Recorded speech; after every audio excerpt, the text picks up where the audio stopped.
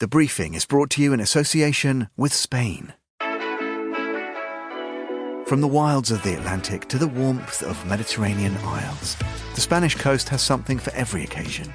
And whether chartering a yacht or renting a more modest motorboat, there's no better way to explore this magical country's lesser-known highlights than from the open water. Listen out for a new summer season of The Concierge on Monocle Radio. Join Robert Bound and friends as they turn navigator for an unforgettable journey along the Spanish coast. From hidden gems to legendary gastronomy, and with the unique drama of the America's Cup in the host city of Barcelona added to the mix, discover why the time is right to take to the waves. The Concierge, returning to Monocle Radio in July. This summer, set sail for Spain. You're listening to The Briefing, first broadcast on the 12th of August 2024 on Monocle Radio.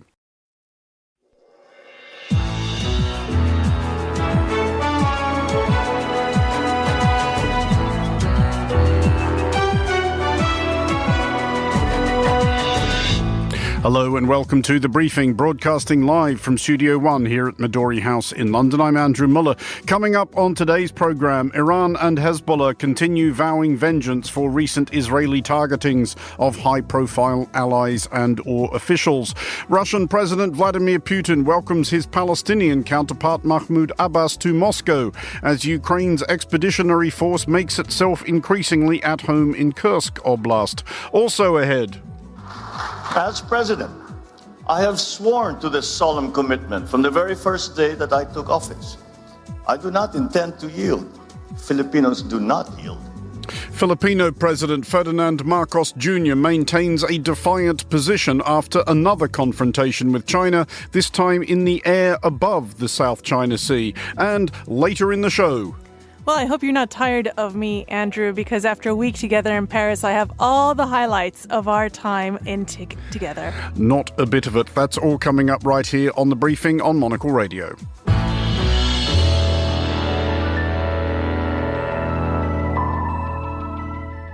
And welcome to today's edition of The Briefing with me, Andrew Muller. For very much not the first time in the last 10 months, or indeed the last 3,000 years or so, the Middle East is bracing for impact.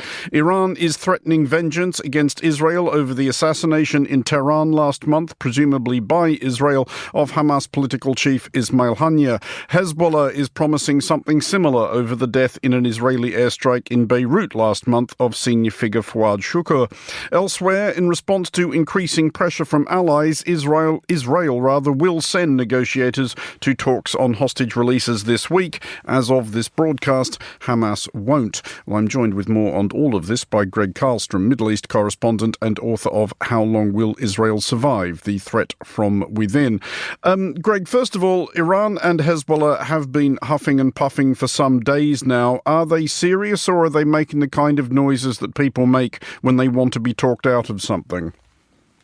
I think certainly Hezbollah is serious about some sort of retaliation. I think Iran, there is much more of a debate going on internally. You've heard, as you say, some very harsh rhetoric from the Iranians, but they're in a position right now where they're trying to balance feeling the need to retaliate against Israel for this assassination on their soil, wanting to do something bigger than their attack in April when they fired hundreds of missiles and drones at Israel after an assassination at their consulate in Damascus, but wanting to do something that will not provoke the sort of major Israeli response that might do real damage inside of Iran. And trying to walk that tightrope, I think, is proving very difficult for the Iranians. Well, indeed so. And we'll talk about Hezbollah shortly, but where Iran is concerned, is there an imaginable retaliation that fits that description? You allude there to that barrage they launched in April, which did seem almost designed to fail.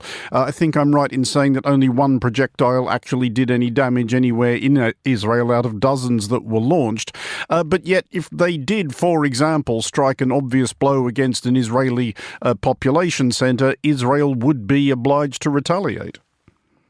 It would, and their options, Iran's options, are pretty much limited to what they did in April, but doing it on a bigger scale or doing it without advance notice. They don't have the capability to carry out airstrikes in Israel. They're too far away, obviously, to do anything with ground troops. And so they're limited to using their missiles and their drones. In April, they led the attack by launching a fleet of drones that needed 7 or 8 hours to cross the distance to reach Israel. And so that gave everyone a heads up that this was coming. They could do something now with ballistic missiles, for example, which only take minutes to cross that distance. They could use those so there was more of an element of surprise. But as you say, if they were to strike at a population center or even a military base near a population center, that would almost certainly trigger an Israeli response. I mean, Hezbollah, of course, are much more practiced in launching missile barrages at Israel. They have been doing that sporadically for the last 10 months. Not for the first time, though. The US has sent an aircraft carrier strike group to the region, in this case, the one associated with the USS Abraham Lincoln. It's not subtle signaling by the Americans, but do Hezbollah take it seriously? Do they factor into their calculations the possibility that the Americans might get into this? They did take it seriously back in October, in the days right after October 7th, when there was a lot of concern that Hezbollah would join in the fighting in a big way, the fighting against Israel. The Americans, as they've done now, the Americans back then sent 2 aircraft carrier groups to the region, and that had some deterrent value. I think 10 months later, there is a feeling in Lebanon, there is a feeling in Hezbollah that the Americans don't want to get into a shooting war in Lebanon. That is not something this administration has any interest in doing. And so I think America is more aimed at trying to deter Iran and hoping that the Iranians will put pressure on Hezbollah and on their other proxies in the region. I mean, one thing that has changed, of course, in the last few months, actually even in the last few weeks, time is kind of compressing on itself, is that we know for sure now that there will be a different US president sworn in January. Donald Trump, obviously a fairly known quantity. Kamala Harris, less so. Were her remarks about the situation between Israel and Hamas this week anything different? She's signaling, I think, even more clearly than Joe Biden dared do that it's time this stopped.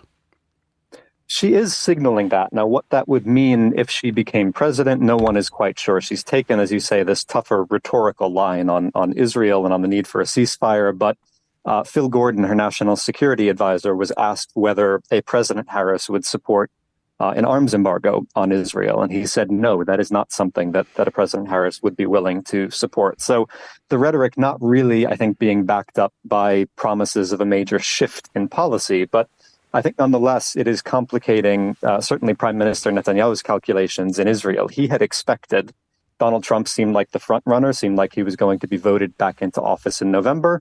And that would take away a lot of the pressure on Israel to make a deal. Now, suddenly, that doesn't look likely. It looks like a President Harris is likely to enter the White House in January. And I think that is making things a bit more difficult for Netanyahu. I mean, do we see in this decision or acquiescence by Israel to the prospect of hostage talks some indication of Netanyahu trying to find his way towards what a relationship with President Harris would be like? Or is Israel making the more cynical calculation that since Hamas aren't going to these things, it doesn't really make any difference if they do? I think it's too early to say one way or the other, but I suspect it's the latter there. I mean, Netanyahu has spent months being very ambivalent about whether or not to make a deal. He says he's in favor of a ceasefire, but then he constantly adds new conditions to any proposed ceasefire that prevent Hamas from agreeing to it. Now, he's in a position right now where the Knesset is in recess until the end of October. There's no political pressure on him. There can't be a no-confidence motion to dissolve his government for the next 2.5 months. So he does have a window. If he wanted to make a deal, he could do it without worrying too much about the short-term political consequences. But he has been, as I say, on the fence about it for such a long time, and I don't think that's changed. I don't think he wants to do a deal. Greg Karlstrom, thanks for joining us. That was Greg Karlstrom. You are listening to The Briefing. Here is Carlotta Rebello with the day's other headlines. Thanks, Andrew. Hong Kong's highest court has rejected an appeal by Jimmy Lai and 6 other pro-democracy advocates who were convicted of unauthorized assembly in 2019. Jimmy Lai is the founder of the newspaper Apple Daily. Police have arrested senior leaders and supporters of Tanzania's main opposition party. The arrests come ahead of a planned meeting of the party's youth wing that authorities had banned for allegedly breaching the peace. The Tanzanian government had lifted a ban on political rallies in 2021, but has nevertheless been criticized for restrictions on opposition groups. And wildfires in Greece have reached the northern edge of the nation's capital, Athens. The fires have already prompted the evacuation of dozens of towns in the country. Summer wildfires are common in Greece, but have become more severe due to extreme weather in recent years. Those are today's headlines. Back to you, Andrew. Thank you, Carlotta. You are listening to The Briefing on Monocle Radio. Now, for obvious reasons, the diplomatic circle of President Vladimir Putin of Russia has been somewhat circumscribed these last 2.5 years. One personage apparently willing to RSVP in the affirmative is Mahmoud Abbas, now 19 years into his first 4-year term as president of Palestine. Putin may at least be able to ask Abbas for tips on dealing with having one's territory seized and occupied. Ukraine's offensive into Russia's Kursk Oblast is ongoing, with several brigades now committed, a front line possibly 30 kilometres into Russian territory, and reports of Ukrainian troops digging trenches, suggesting that they intend to keep what they hold. I'm joined with more by Jenny Mathers, Senior Lecturer in International Politics at Aberystwyth University. Jenny, we will come to Ukraine's endeavours in Kursk Oblast shortly, but first of all, from Putin's point of view, what is the point in hosting Mahmoud Abbas at this point? Well, I think there's probably a couple of points to it. One, as you indicated in your introduction, is to send the message to the world that Russia is not isolated, that Putin can meet with international leaders, that he can play on the international stage. And maybe a second one would be to re-emphasize the position that Russia has been taking in the war in Gaza, that, it's a very strong supporter of the Palestinians. And so these 2 points perhaps, indicate that Russia would be hopeful to perhaps play a mediating role, or certainly to gain itself some credibility, not only among Palestinians in Gaza and elsewhere, but also in the global south, where the Palestinian cause and the war in Gaza has really created a lot of very strong feeling. It's another way of trying to play to this wider audience, which is either not fully committed one way or the other to supporting either Ukraine or Russia, or more inclined to support Russia in that war. Well, let's look at what Putin is dealing with rather closer to Moscow, which is this extraordinary enterprise launched about 6 days ago now by the Ukrainian military. Have we figured out yet how serious they are? Does Ukraine actually intend to hold this territory? Is it just a foray designed to embarrass and humiliate Putin? What is the purpose of this operation?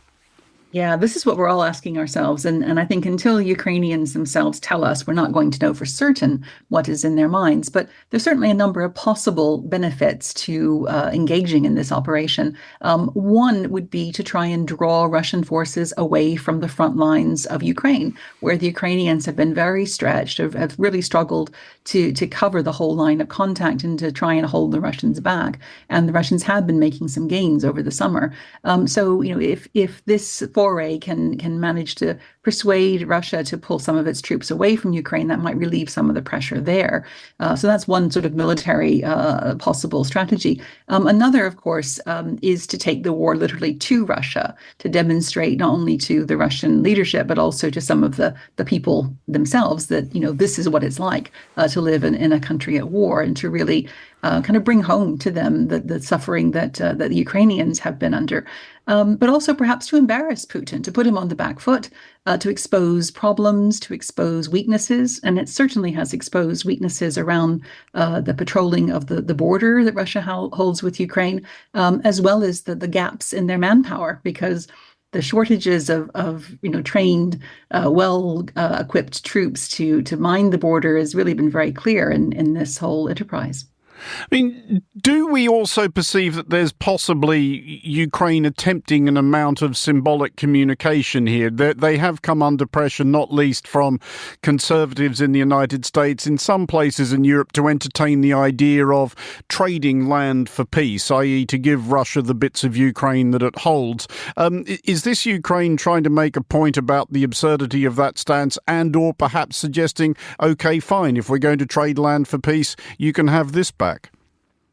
Yeah, exactly. I mean, I think the emphasis made not only by Putin and his supporters in Russia, but also by, many international analysts looking at this war have been on, well, we have to recognize the reality on the ground. That has to be the basis of any ceasefire and any kind of peace treaty negotiations. Well, now the reality on the ground is quite a bit different. And if the Ukrainians manage to hold on to actual Russian territory, they have a very important negotiating position there, a very important bargaining chip to play themselves. Of course, it also demonstrates that the Ukrainians can go on the offensive. And after the disappointing, output of the Ukraine's last attempt at a summer offensive, really to be able to sort of motor into Russia, take territory, hold on to it, and really, put Russia on the back foot. These are heartening things for Ukraine supporters, both within Ukraine and elsewhere, to see. And it also helps to sort of say to Ukraine's international supporters, look, see, we are an effective fighting force. We are worth investing in. Keep supporting us because we can achieve great things. I mean, there are, of course, Russian citizens who will be entirely aware of what is going on, though.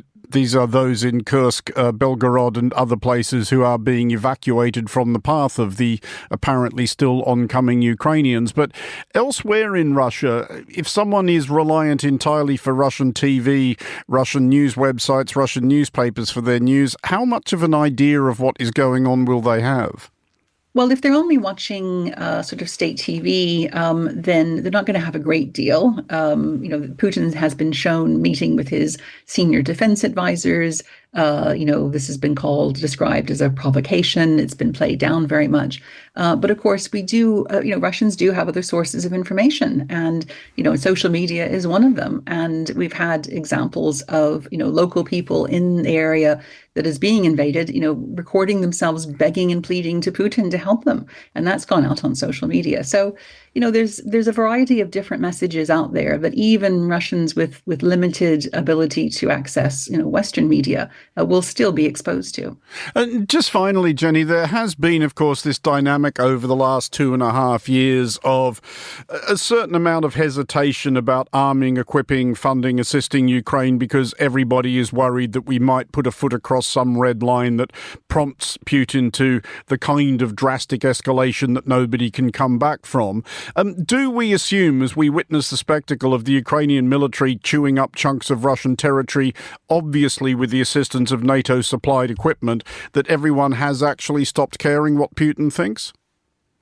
It is really interesting, isn't it? Because, just weeks ago, the US was busy cautioning Ukraine, not to do this, not to do that, be very careful, don't provoke the Russians and so on. And now they seem quite relaxed. And so something clearly has changed in their calculations about where red lines are, whether there even are any, how we should be treating Russia, how we should be treating Putin. Something definitely has changed in their calculations. It's impossible to know what it is at this stage, but something has shifted, and that if that continues, if that mindset continues, then the Ukrainians are going to have a lot freer hand to do the things that they feel need to be done in order to really, defeat this incursion, this invasion by the Russians. Jenny Mathers at Aberystwyth University, thanks as always for joining us. You're listening to The Briefing on Monocle Radio.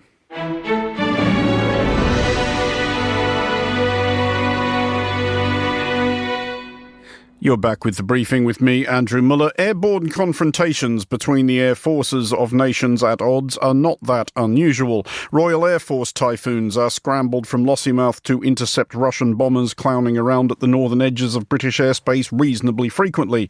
These encounters are usually broadly harmless, as well as doubtless tremendous fun for all involved aircrews. However, the weekend's behaviour by the China's People's Liberation Army Air Force towards a Filipino NC-212 patrol aeroplane was altogether riskier. The Chinese jets dropped flares in its path. Well, I'm joined with more on this by Richard Hadarian, an academic and columnist for the Philippine Daily Inquirer based in Manila. Richard, first of all, what do we know for certain about the incident that took place between these Chinese and Filipino aircraft? Well, based on the reports we're getting, at least from the Philippine side, from the side of the armed forces of the Philippines, it looks like a very clear demonstration of China's intimidation of the Philippines now in the air. As you may know, over the past year, there were almost half a dozen incidents in the seas whereby Chinese maritime forces have been ramming into and at some point even disarming and injuring Filipino naval servicemen. Now they're trying to show their preponderance of force also in the air using far more advanced warships, while the Philippines was just using, a patrol aircrafts to just also demonstrate its presence in the areas where the Philippines has an exclusive economic zone. Some of the maneuvers by the Chinese was quite dangerous. They made flares. They maneuvered in ways that obviously showed to the Filipino side that the Chinese were willing to push the envelope and that they have the escalation domination if things go crazy. So what we are seeing right now is the Philippines trying its best to draw the line, but the Chinese also more than eager to remind the Philippines who's the big boss in this part of the world. I mean, how does Filipino media report something like this? Because obviously the Filipino government makes the defiant statements that you would expect it to make, but it is nevertheless the case that China is a much bigger and much better armed country. Is there any discernible fear among Filipino media or Filipino people?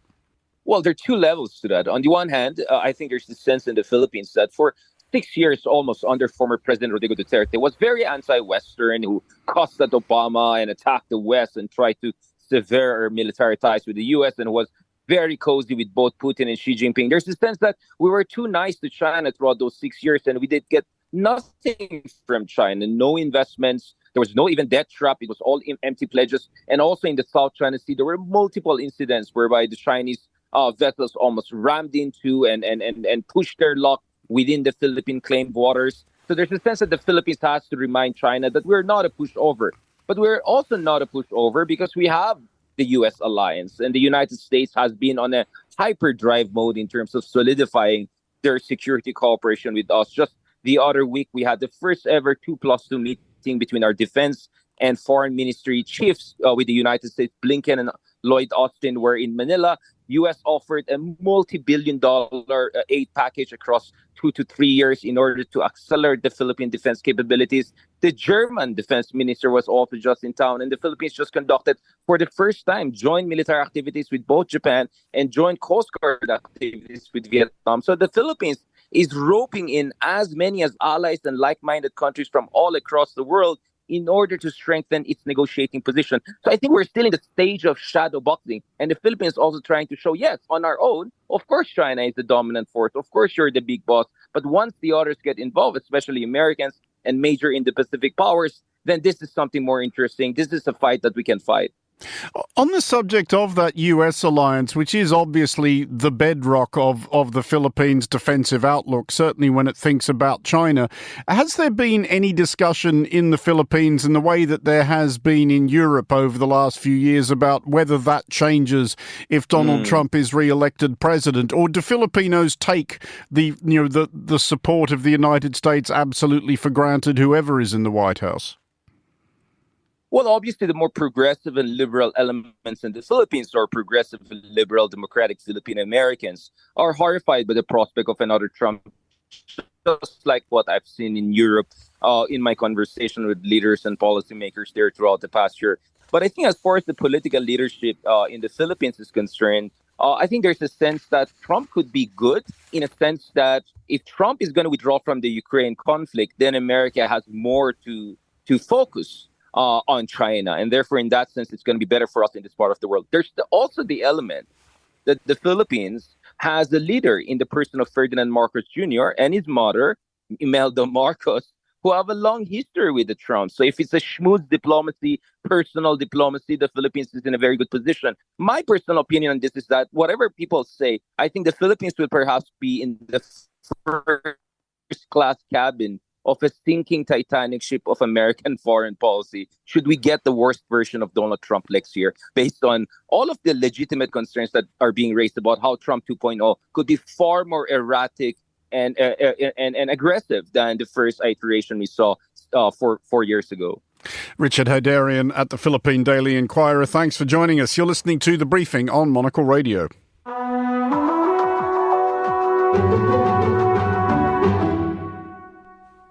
This is The Briefing with me, Andrew Muller. Now, Paris's Olympic Games concluded last night, bringing to an end what was generally adjudged such an outstanding success that even Parisians admitted to enjoying it. Monocle was there for the entire Olympic fortnight, and you can catch up on all our programming on our website as soon as you have a spare 23 hours or so. First of all, let's hear from Monocle's Tom Webb, who was at last night's closing ceremony. It was an absolute scorcher here in Paris, baking hot, the heat never really dissipating out the city long after nightfall, keeping it around 26 degrees without a cooling breeze. And it seems all of Paris has come back and joined the global travellers already here, with a slight sense of friction, the car horns now part of the city chorus once again, and the cycle lane isn't really a place to casually walk in without a little retribution. But the time of 2100 came, and it was on everyone's watch this evening. Appointment to view TV very much alive, reservations being deserted, tables being cleared, and everyone dashing off to find a screen to watch. And there was plenty of choice. The streets completely packed with TV sets, outdoor diners and drinkers and fan zones, bursting into the streets, with fans even climbing lampposts and scaling fences for a glimpse of that big screen moment, reminiscent of the Rolling Stones in Hyde Park in the 60s. Even once it got going, the endless flag waving and streams of Olympians coming into the stadium and the host of IOC dignitaries you've never heard of, it did nothing to deter the thousands from their screens. The big surprise of the night coming from the incredible acrobatic performances. And I'm not referring to Tom Cruise rappelling off the stadium roof here. We all saw that one coming. Perhaps we were sort of expecting the Red Hot Chili Peppers, Snoop Dogg and Billie Eilish in France. Instead, they were at a windy Venice beach, which played host on the big screens within the stadium. The fans who were present, they were treated to live performances from Air, Angèle and DJ Kavinsky, amongst many others, which just created this lively, energetic and dynamic display to end what was a truly terrific games. And they swapped out the almost comedic level of rain from the opening ceremony for an unusually baking evening, set to turn 38 degrees today. The flame may be extinguished, but Paris put on such a show. The city was on fire once more. That was Monocle's Deputy Head of Radio, Tom Webb, who's still in Paris. And joining me here in the studio now is somebody who isn't, Laura Kramer. Laura, we are no longer in Paris. No, but I don't envy Tom, because he and Dave Stevens are actually schlepping back all our equipment. Oh, yeah. Somebody has to bring it back. And Paris is piping hot, 30 plus degrees. So I don't envy them. It's very cool in the Midori House studios. Now, Laura, I do not need to ask what your highlight of our time in Paris was, because I was there when it happened, and I briefly feared for the security of the glass that surrounded us when you reacted upon seeing La Frige! Oh my goodness. I was typing away furiously on my laptop, setting up the daily, and I just kind of glanced over and saw spotted red. And then I realized what happened, and I did a double take. It was like in a film, and there she was. Frige was in front of us, and I was like, I started shaking. I couldn't talk. People were looking at me. It was They were. This I can confirm. Right. I did used to work in showbiz journalism, Andrew, but this icon I was not ready for. She was fantastic. She was. We did mock up some photos of me pretending to interview Frige, which we could not really broadcast because Frige does not speak, merely emits a low hum. Yeah, I don't want to give away too much, but there is a person inside. There is surely not. Santa isn't real.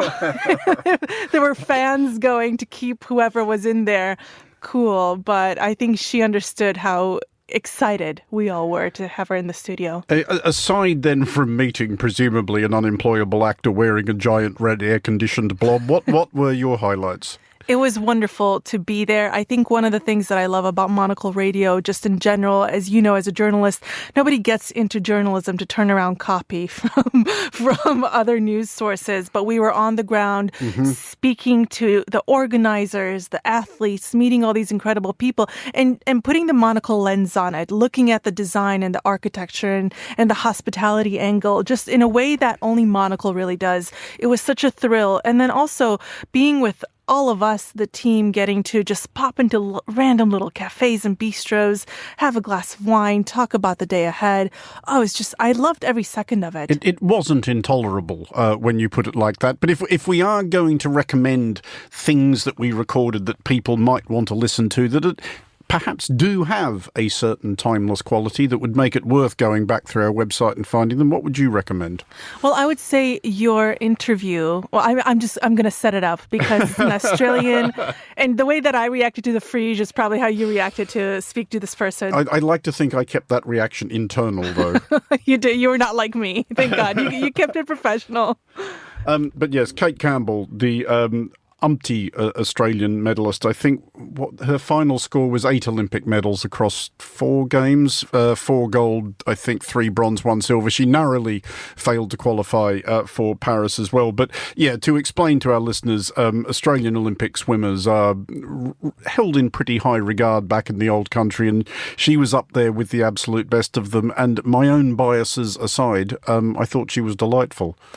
I'll tell you another thing that I really enjoyed. Our own Fernando Augusto Pacheco made it over to Paris, but not as part of work. He just went there because he's a big Olympics fan, and I got to meet up with him for a quick drink. And as we were sat there enjoying the balmy cocktails and the heat, Jimmy Fallon walked past us twice, the late night talk show host in the U.S. And then later on that night, I see he's posting selfies with Emmanuel Macron at the basketball. So you were literally only, if I've done this, 3 removes away from meeting President Macron. Yeah, basically I did. I think whatever. Basically you did. The other, just finally, the one I would like to direct our listeners to was the interview we did with Carlos Ramirez, the Colombian BMX racer. My only regret really was that I was among the several billion people who tried to get tickets for the BMX racing but could not.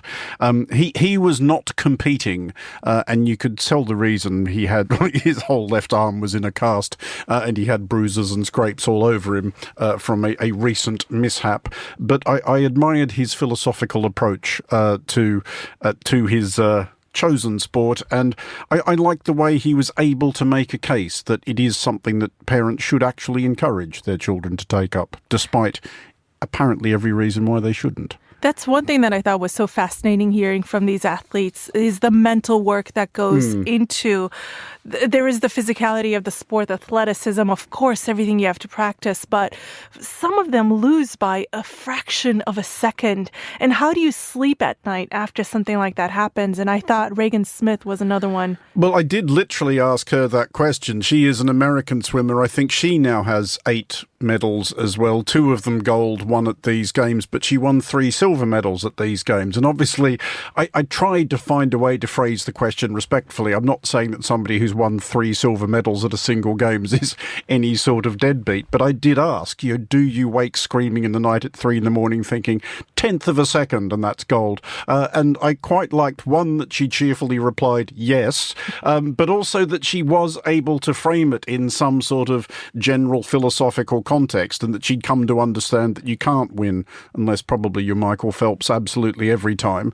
But she did talk, I think, quite frankly about how, for all that she is, 22 years old, she has been on quite a psychological journey to get to the point where she can deal with both triumph and near triumph reasonably healthily. I don't think it's on the air. I did say to her afterwards, and this goes back to being, the Australian versus US swimming rivalry in the pool, that, she'd been so nice that I frankly felt quite bad that I'd spent a lot of the last 2 weeks booing her. Now, Andrew, just because I do have you cornered in the studio and we're live on the radio, I have to talk about... Can you tell us about a moment that maybe broke your heart when you were maybe witnessing something in real life? Just touch on that. I don't wish to speak any further, Laura, about the women's water polo final. It was a fantastic occasion. Obviously, it was tough. I'm going to watch a gold medal game at the Olympic Games, Australia involved. This is obviously really exciting. I mean, you may not get that twice in your life. Australia were beaten by Spain in the women's water polo, and obviously, bad though that was, I had to endure this sitting next to a New Zealander, who, of course, was all but leaping from his seat shouting "Y viva España" every time Spain scored. It was genuinely really good fun. I had never watched a water polo match live before. I know almost nothing about the sport, but it was, and I think this is one of the joys of the Olympics, when you sort of watch something, whether live or on TV, and it's not something you understand or know anything about, but you just understand that you're watching somebody who is astonishingly good at something, and infuriatingly, as it turned out, the goalkeeper of the Spanish women's water polo team, wow, just absolutely extraordinary. She was the difference. Curse her. A great Olympics indeed. It was. Laura Kramer, thank you for joining us. And that is all for this edition of The Briefing. It was produced by Chris Chermak. Our researchers were Gunnar Grunlid and Sana Germani. Our studio manager was Flynn Simons. The Briefing returns tomorrow at the same time. I'm back with The Daily at 1800 London. For now, I'm Andrew Muller. Thanks for listening.